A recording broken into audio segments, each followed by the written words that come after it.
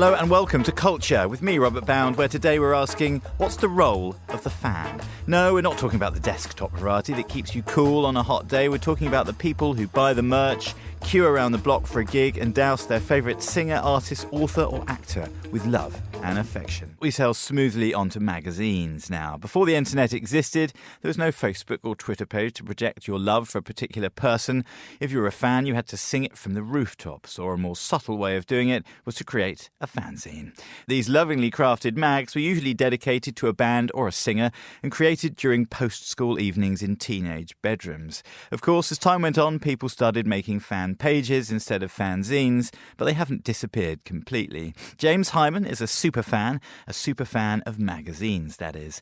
The Hyman Archive is a record-breakingly huge collection of mags, pamphlets, brochures and zines that James has picked up over the years. It comprises of over 4,500 titles and a mammoth 120,000 individual issues.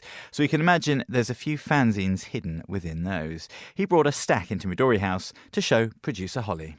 The term was coined in the 40s from sci-fi connections, but they've always had a healthy existence alongside print. You can look at the San Francisco era in the 70s.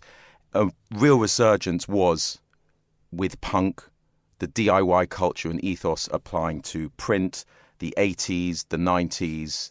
When the turn of the internet in the noughties, again, anyone with a laptop computer, home computer, could print, easily just print some stuff, staple it together, slap some glue on it, and there you go, you have a zine.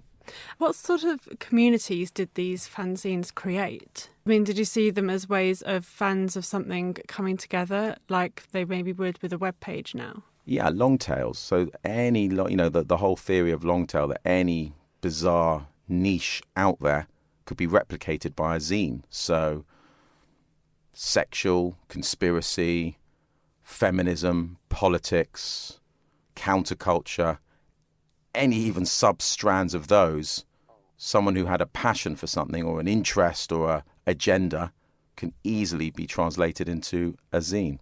And so do you find that these were all usually dealing with, the weird and the wonderful, the sort of subcultures, or were people making fanzines about the big pop bands as well? Absolutely. I mean, I find it interesting, definitely in today's climate. I even think there's one here, Fox Pop. So it's science, art, history, photography. I would actually classify this. Okay, it's a magazine, as we can see, because it's look, feel.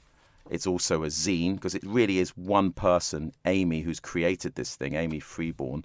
But then again, it is a fanzine, because it's the love. I think if you take the real essence of fanzine, it's somebody's love and passion for something. Walter Benjamin has this phrase where he talks about the famous philosopher of aura, that, actually creating something physical has more of an aura than, say, the digital.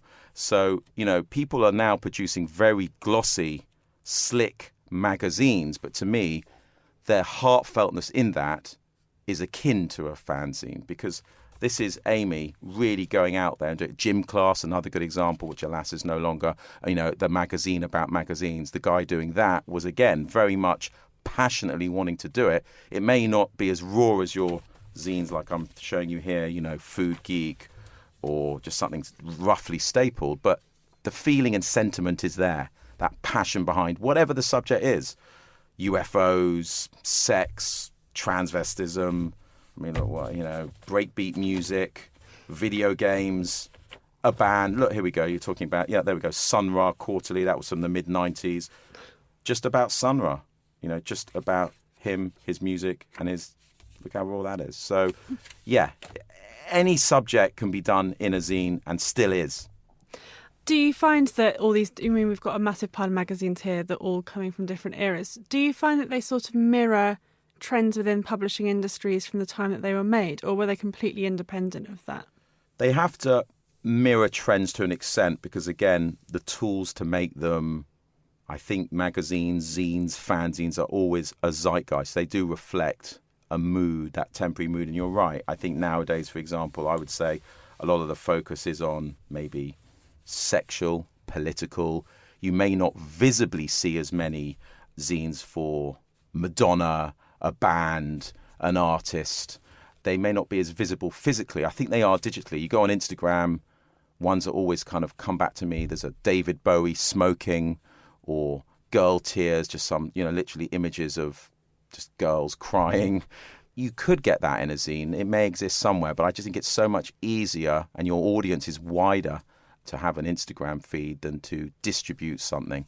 It's a test of somebody's passion and determination to actually produce something physical.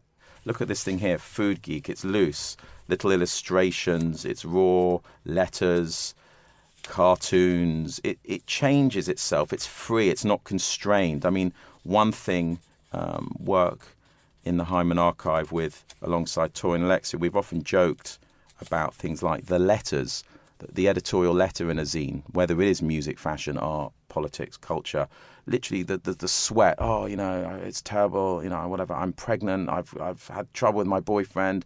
My rent is paid. That real pain of putting the thing together. So they're really showing the passion of what they're doing. And it can be love letters to a band, but it can be hard facts, tracking, obsessively detailing everything about that band, getting other people to contribute. It is ultimately passion. It's passion for that subject. So do you think that these zines kind of hold a key to popular culture that isn't told in a lot of the textbooks or, in the canon of popular culture? Definitely, because they're then and now. They're so ephemeral. Textbooks had time to think, to reevaluate, to assess. This is like, quick, get it out now, needed to do it now. There's urgency. That passion is also urgency. Again, it's just get it out there now. I need to do it as soon as I can.